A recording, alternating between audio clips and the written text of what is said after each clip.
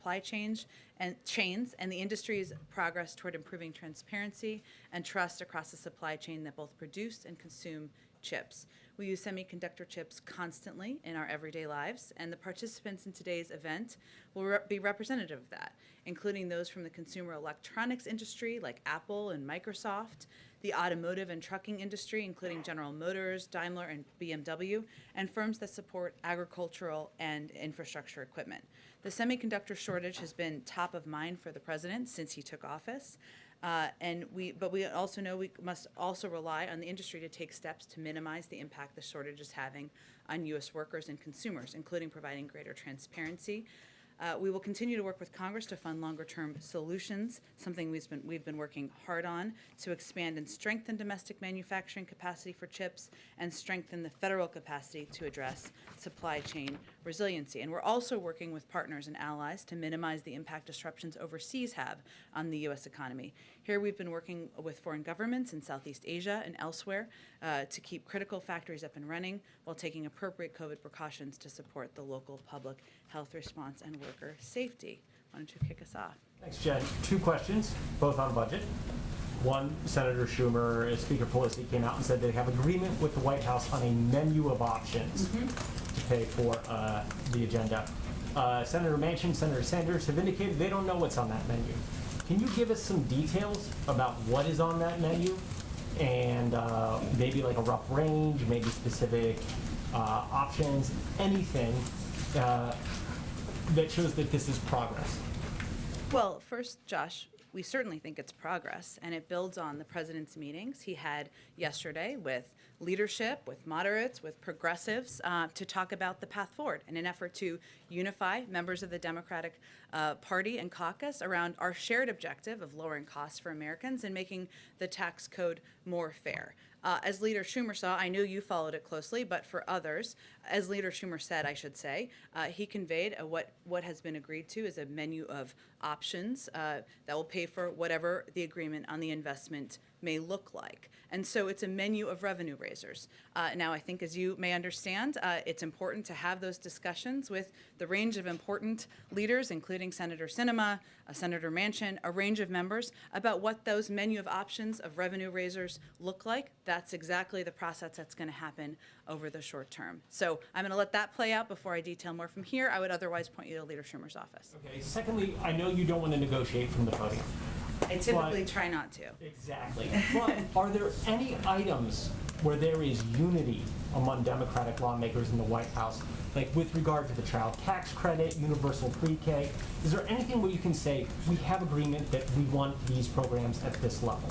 Well, I think what's important to note here, and you gave me an opportunity to do this, is there is broad unity about the importance of, again, lowering costs for Americans, whether it's child care, elder care, the cost of college, cost of pre-K, that's all part of the discussion. Child tax credit. There's broad agreement that we need to do more to address the climate crisis. There's extensive proposals both in the infrastructure package as well as in the reconciliation package. A big part of what we're talking about here, which is not a secret to all of you, are the size of the package, right? There are a range of different viewpoints on that. That's part of what the discussion is, and that will certainly impact as we look toward how we're going to unify moving forward.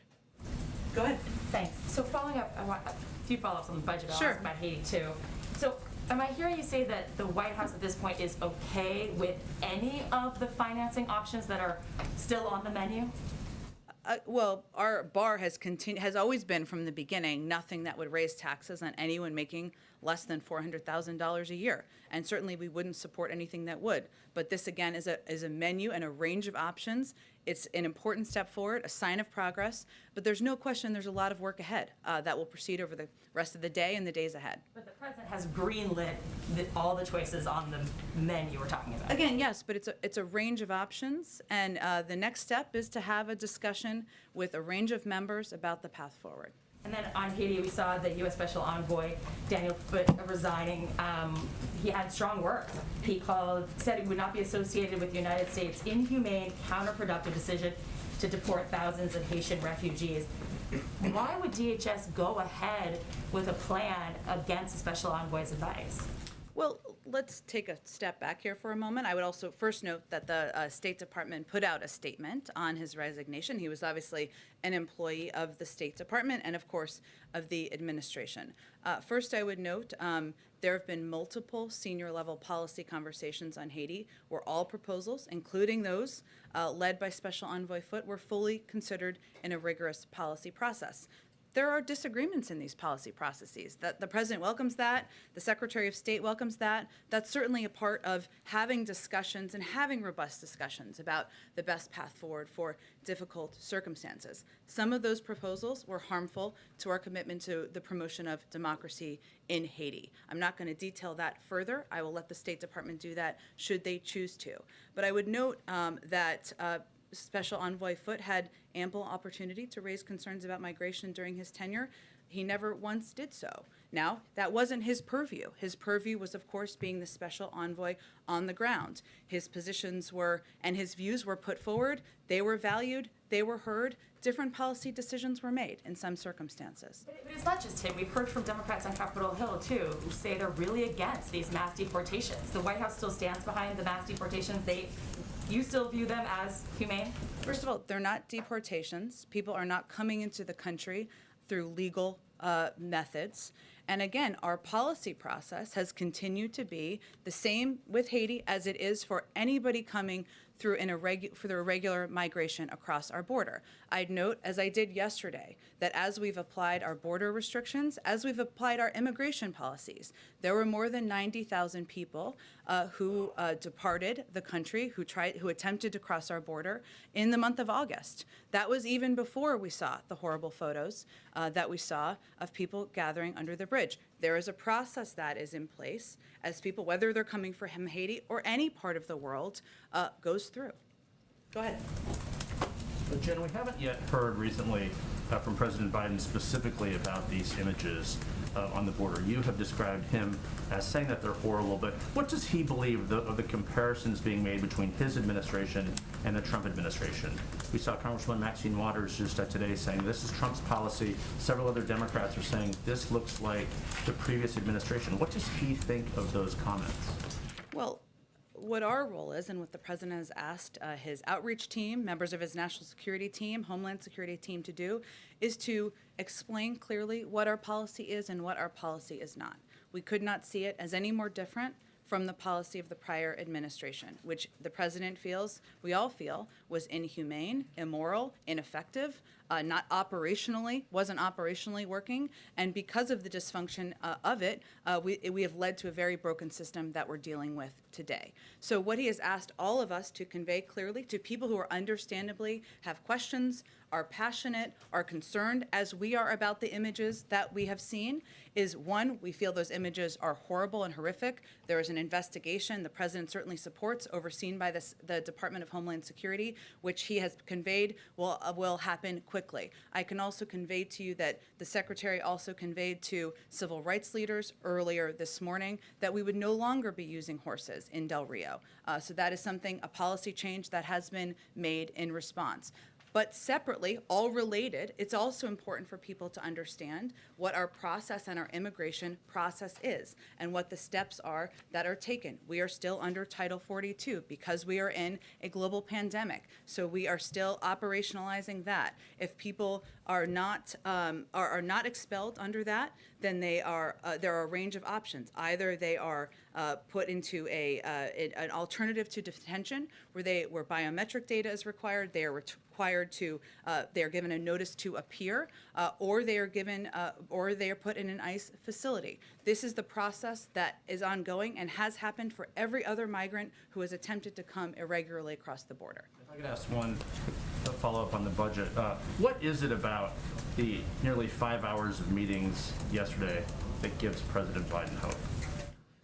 Well, I think what gives him hope is that there is agreement about the need to do more to address costs for the American public, whether it's childcare, elder care, the cost of college, pre-K. There's also agreement that there's more that needs to be done to make our tax system more fair. there are important discussions, and certainly there are differences of opinion on what the size of the package should look like. Those are important discussions, but he felt encouraged by how constructive the conversations were. He's going to have his sleeves rolled up, and he'll be very engaged moving forward.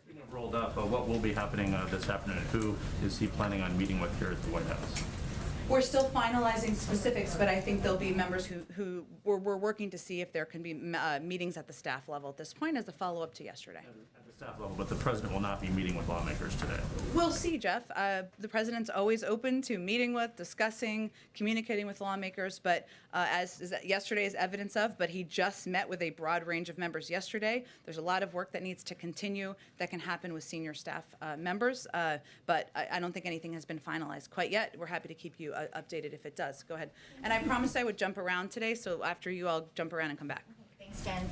After yesterday's meeting, Senator Manchin said that the president was very straightforward with he and other attendees about what he expected of them, and that the president said, just give me a number that you can live with and what you want. But the progressives have been so clear about their number.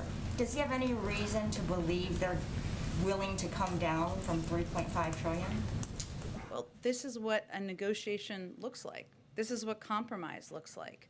And ultimately, the president also wants to see a robust package that will help lower costs for the American people across the country. You need the votes to get that forward. That is how the process works in Congress. This is democracy in action. So his role yesterday was meeting with a range of voices, hearing from them on what they're excited about, where they may have concerns, and trying to help be a unifier in moving the process forward.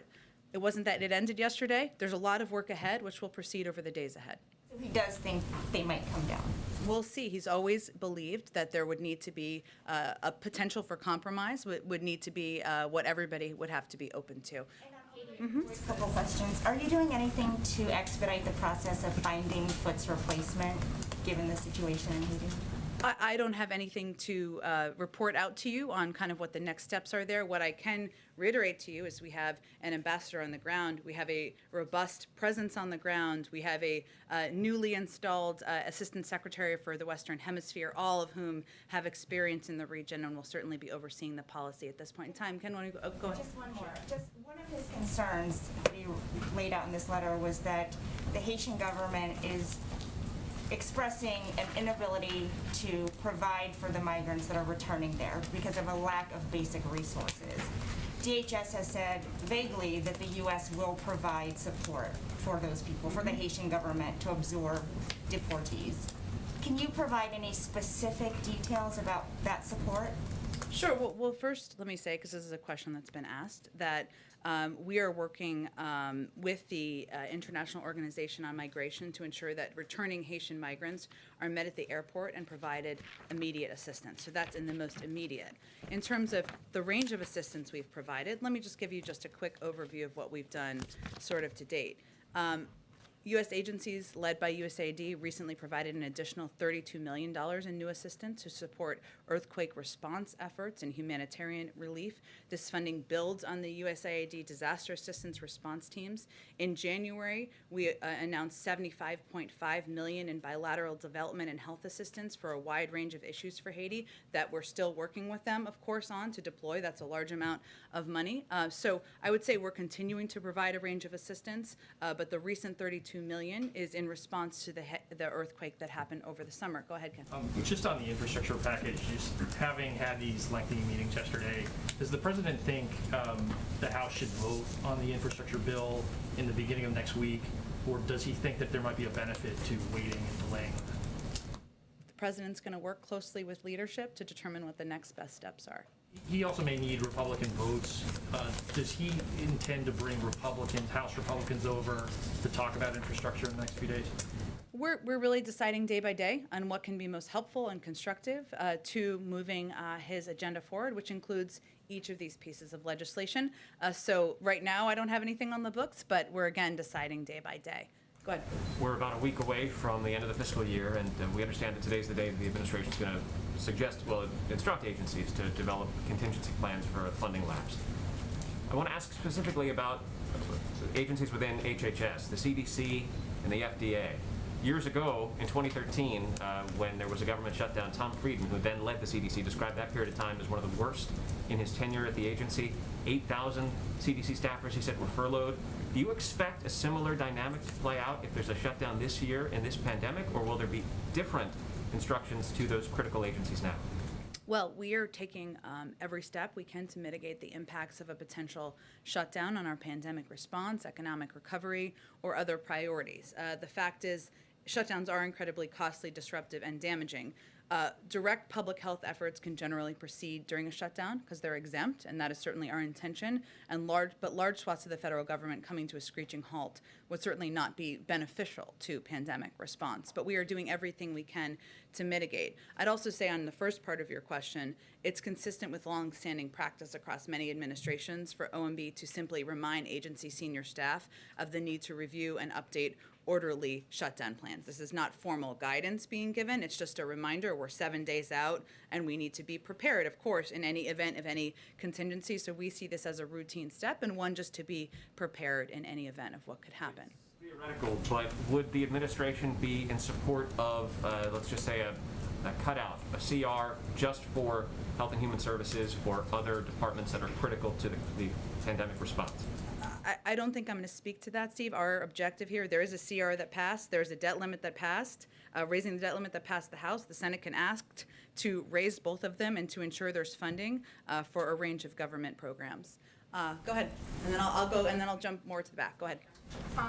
My first question is on Haiti, and then I have sort of a bigger Sure. picture question around that. But should the administration have been more prepared for these people to come, given the political unrest there this summer, then the earthquake in mid-August, given how conditions were on the ground there even before all of that? And then kind of a second part of it is that the Border Patrol Union has been saying that they had some warnings within the administration as early as June that they were expecting an influx not of Haitians but of other migrants to Del Rio and that they needed more resources there.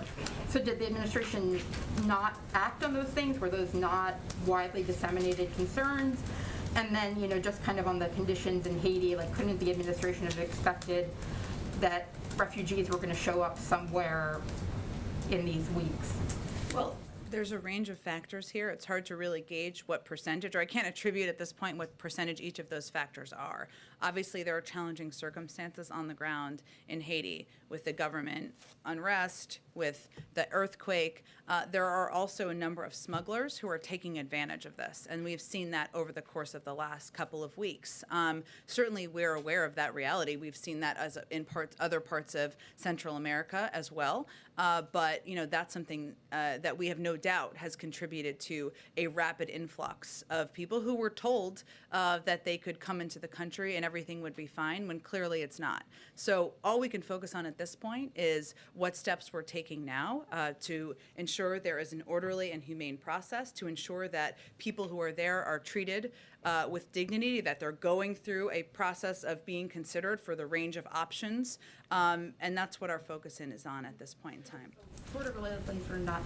President Biden ran on a promise to use government to help people and that he would be able to wield the powers of government effectively. But we've seen on a range of issues, whether it's the pandemic, immigration, Afghanistan, some missteps or places where the government trying to do its best hasn't necessarily been good enough. So what do you say to a voter who might be saying, I thought Biden was going to know how to run this government, but now we're looking at a potential government shutdown in a week and a default on U.S. debt? I would say that every president is elected to weather storms and navigate crises, and they come to every presidency.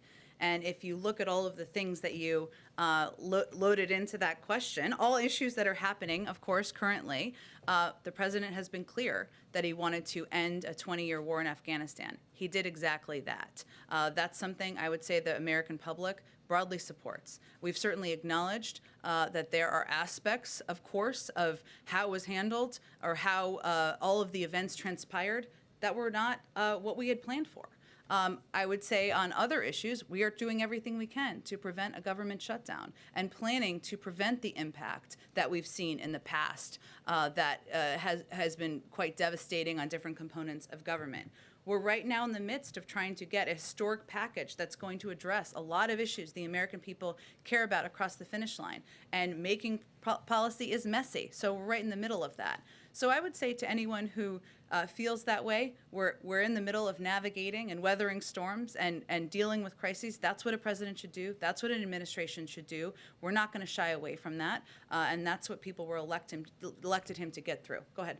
Also on Haiti, building on Jeff's question, I mean, when you have Maxine Waters saying that what these images and this policy harkens back to the slave trade, I mean, you're saying here that you're trying to communicate what the policy is. She and other Democrats who are your allies in other political projects are criticizing that very policy. Isn't this a larger problem, a political problem for the president than just merely communicating what the Title 42 policy is? It's not just about the Title 42 policy. I think Congresswoman Waters and others, as are we, have been horrified by the photos of the Border Patrol officers and that behavior. And we have taken very specific action in launching an investigation, ending a part of a policy that the Secretary of Homeland Security felt was problematic. There has also been a view that we were handling our immigration policy in a different way than we were handling for other migrants who were coming across the border. That's not true. And so what we've been doing is trying to explain what our policy and our process is and reiterate to everyone that our objective is not to keep the policy as it is, which is broken, which is not workable long term, to work with people who are frustrated to put in place a new immigration policy that is humane, that is orderly, that does have robust asylum processing. But we've also reiterated that it is our objective to continue to implement what is law and what our laws are, and that includes border restrictions. Go ahead.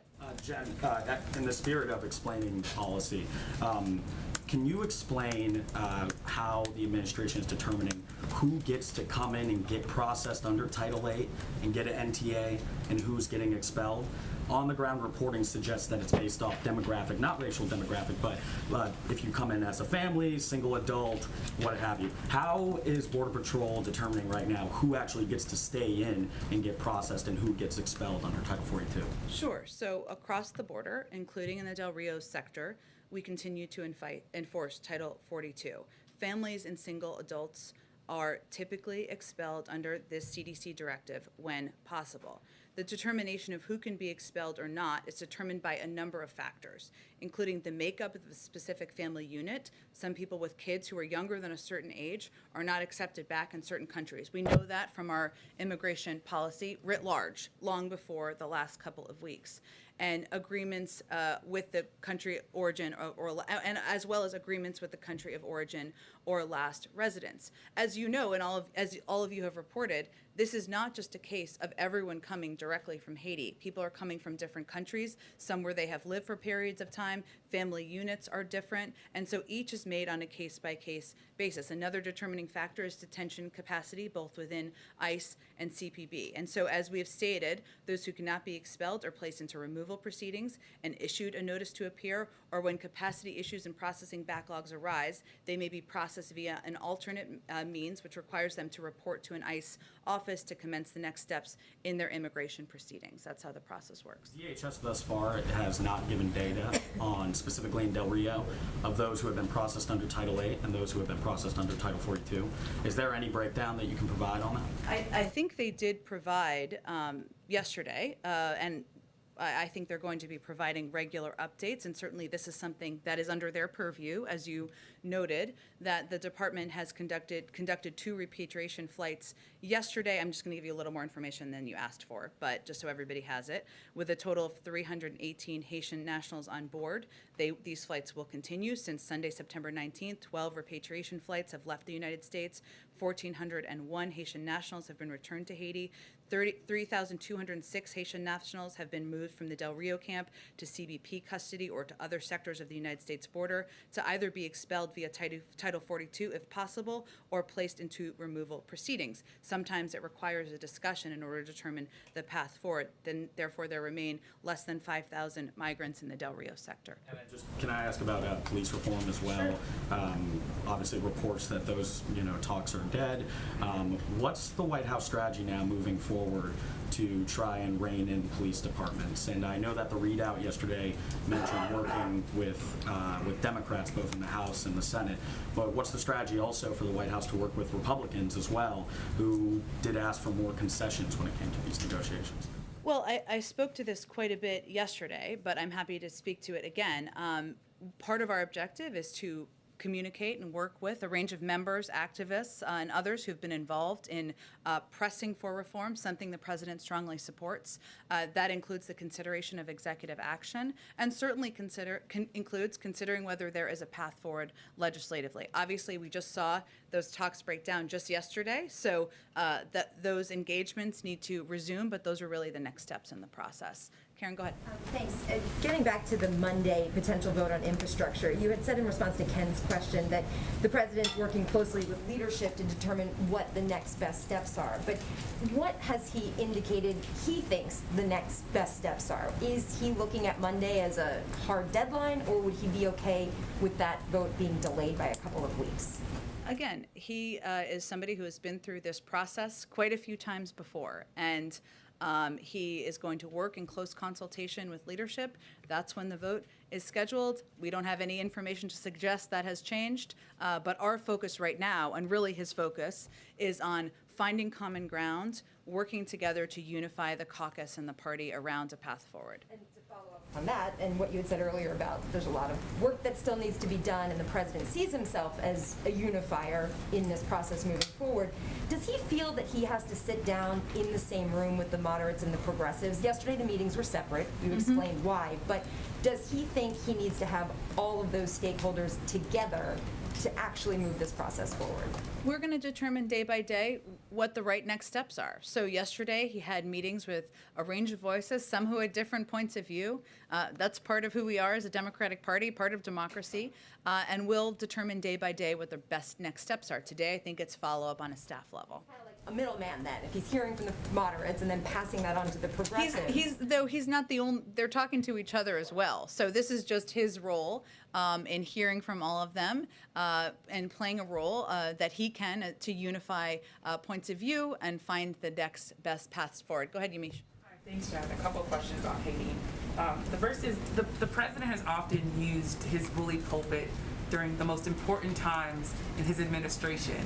Why is he not using that bully pulpit to speak out forcefully himself on the treatment of patients?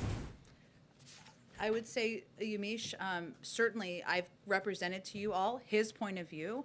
His point of view is also reflected in the actions that have been taken through the administration, including the investigation, including the change in policy. The Secretary of Homeland Security oversees these efforts and has been quite outspoken and quite visible on what steps we should take moving forward. And he certainly may still speak to it. Obviously, there's a lot of events happening here, including the UN General Assembly, COVID, and others, and I wouldn't rule that out. And just to say, respectfully, I just have a couple more questions. Everyone else got questions in. Respectfully, I understand that you are the spokesperson for the president. These are images that are traumatizing Haitian Americans that he promised to treat respectfully and with humanity. Why isn't the president telling people himself these images that people say look like slavery are wrong? Me as president, I as president, condemn them. How is he not doing that? Why is he not doing that? What are people supposed to take away from the fact that he's not at the bully pulpit himself talking about these images? Yamiche, I think people should take away that his actions make clear how horrible and horrific he thinks these images are, including an investigation, including a change of policy, including conveying clearly that this is not acceptable and he's not going to stand for this in the Biden-Harris administration. Our actions make that absolutely crystal clear, as have our engagements with a range of voices, a range of concerned advocates, members of Congress, and others who we want to communicate with, not just about our horror, but also about what our immigration policy is moving forward. Also said in his letter, he called the U.S. policy inhumane, deeply flawed. Does the president believe anything in this letter that Daniel Foote is saying rings true has some sort of point that he believes is true? Which aspect? He called the policy toward Haiti inhumane. He said that He wasn't specific in his letter. What I noted earlier before, let me finish, Yamiche. What I noted earlier before is that we have taken very specific actions as it relates to the horrific photos that we're not going to stand for in this administration. I don't know if he was referring to that or something else. That's why I raised the point.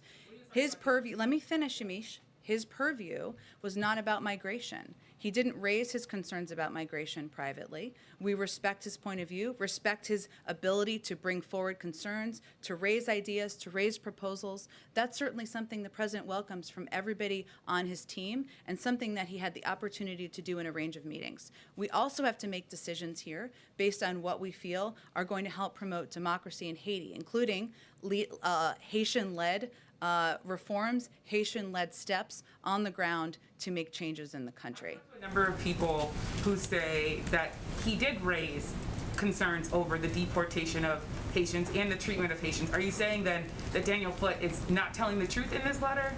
I would point you to the State Department, who have conveyed clearly in their statement what I just said. One last question, I promise. Yep. The last question is, Daniel Foote, the former special envoy to Haiti, he's raising this idea that the U.S. should be listening to Haitian civil society, not backing the current prime minister who was not elected by the people. What's the president's response to that? Because those civil society members have been telling me and other reporters for months, even before the assassination of the president, that President Biden was not listening to the people of Haiti about how to move forward with their government. We support a Haitian-led process charting the country's course through the current political situation. We don't back any one political group, and we continue to encourage all political stakeholders to engage in dialogue and find solutions together. And that has been our objective through all of our policy process making throughout the course of this, in addition to providing a range of assistance, training to people on the ground. Go ahead. Thanks, Jen. A couple questions on COVID. One having to do with masks and airlines. About a little more than 4,000 incidents reported of unruly passengers. Senator Dick Durbin has said that fines don't appear to be working. Now, we understand they just doubled, but they don't appear to be working. He's calling for criminal charges. Would the administration support that? That's not a policy decision we made. We obviously just announced the doubling of fines last week, and we're hopeful it will have an impact on people behaving in a safer way on flights. One more question on COVID. When it comes to people who are resistant to vaccines, not hesitant, but resistant, outside of mandates, is there any discussion going on? Oh, sorry, I'll let you continue and then I'll ask a Discussions going on about messaging and how to reach people who would just say, I'm never going to take that vaccine. Is there a new approach being discussed outside of the policy that's going to be new rule through the Labor Department? I should be more specific. Yeah. So one, I think if we go back to December, only about 30% of people in this country were willing to take a vaccine.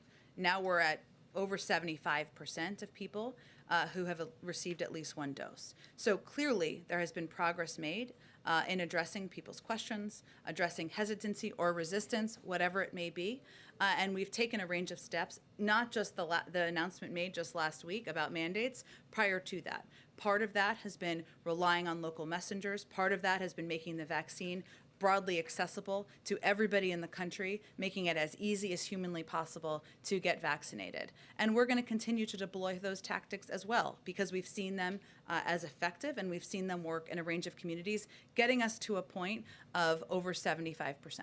Follow up on COVID, please, Jen. Sure. So yesterday, the president, in his remarks, mentioned working together with partners to increase global vaccine capacity, including this upcoming meeting with the Quad. But one thing that he did not mention was anything about supporting the TRIPS waiver or waiving the patent technology at the WTO, which many experts say will be the game changer in terms of boosting global capacity. So is this no longer a priority for the administration? Well, he supported the TRIPS waiver. excuse me, it's a process being led by let me finish, our ambassador. It's an ongoing process. We said from the beginning it would be a lengthy process. I have not seen many advocates say this is the silver bullet and the thing that is going to provide everybody with vaccines around the world. It's something the president supports, we support in his administration, and there is an important global process that is ongoing. What we feel our role is also is not just providing, as the world's biggest provider of vaccines to the global community, more than every other country combined, but also working with our Quad partners to produce at least 1 billion vaccine doses, boosting vaccine manufacturing in South Africa to produce more than 500 million single-dose regimens in Africa for Africa, ensuring we're increasing capacity around the world and increasing and sharing know-how with the global community as well. All of these steps are essential, and certainly we continue to support the TRIPS waiver. I just want to get around to a bunch of people. Go ahead. Maybe Jen, just to clarify, yesterday DHS said that they will not be sending migrants at the Texas border to Guantanamo. But there's still conflicting media reports about this. Can you definitively clarify whether or not the administration will send migrants at the border to Guantanamo? We will not. There's never been a plan to do that. I think there was some confusion related to the Migrant Operations Center, which has been used for decades to process migrants interdicted at sea for third country resettlement. This request for information that went out publicly yesterday, which I think caused some confusion because of the timing, was posted in a typical routine first step in a contract renewal and unrelated to the southern border. Go ahead. Thank you, Jen. I have a question about the numbers that you gave and the math. So there are 15,000 migrants under the Del Rio Bridge Saturday. If you add up the ones that you say were expelled or released, it's less than 5,000. Say there's 5,000 that are still left. Where's everybody else?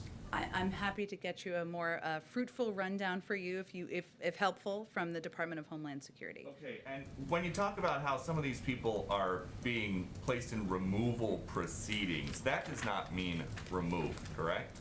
That means they're in the process of going through a removal proceeding so that it can go through the process, our immigration process that's long been in place.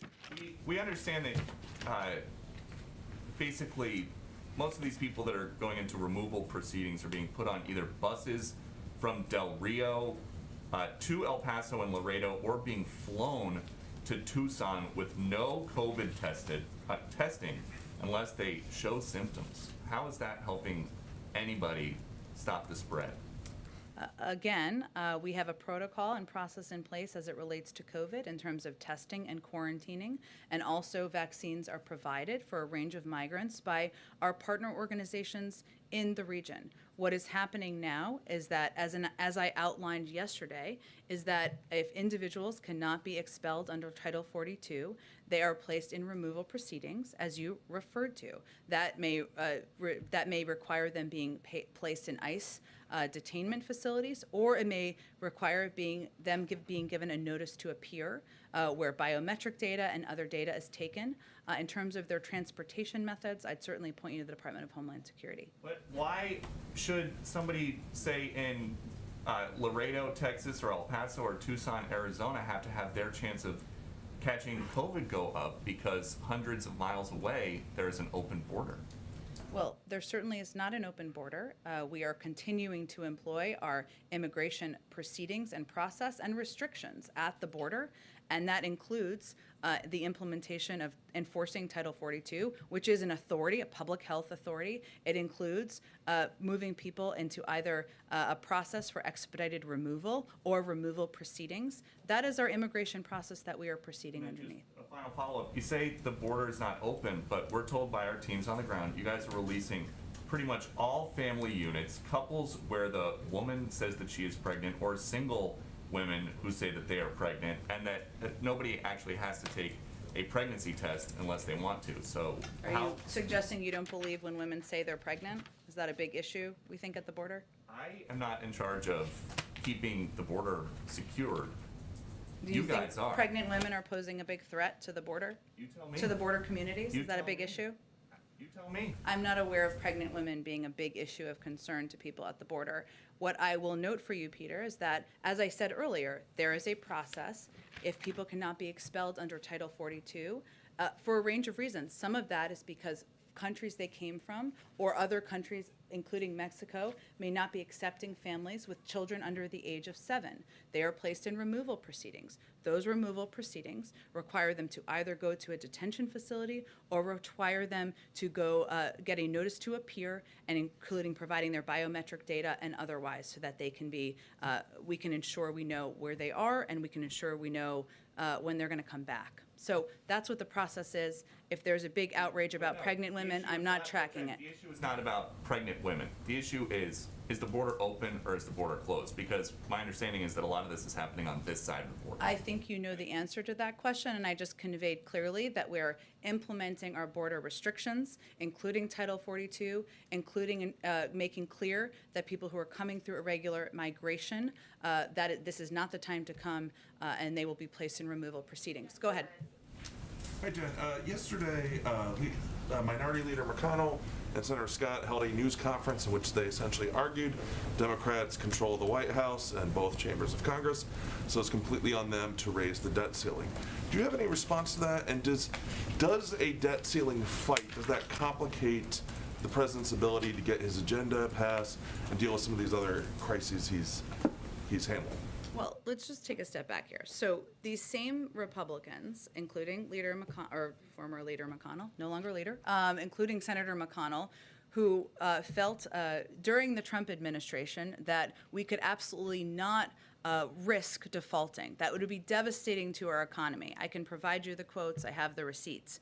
He, at the same time, feels that way, or they all feel that way, but they are refusing to vote to increase the debt limit. So what are we doing here exactly? They are playing with the faith and credit of the United States Treasury. This is not a game to the president. This is our economy. This is not about partisanship. This is about doing what has been done 80 times in the past and raising the debt limit, including 3 times under the last administration, even after $2 trillion in Trump tax cuts that were unpaid for were passed. So that's my comment on that. What was the other piece of your question? Does that complicate your ability, if you have to have a debt ceiling fight, and we're going to have the economic turmoil that those fights bring on, does that complicate the ability to get some of the other things that you're working on done, reconciliation package, dealing with COVID-19, dealing with border, all of these things? Sure.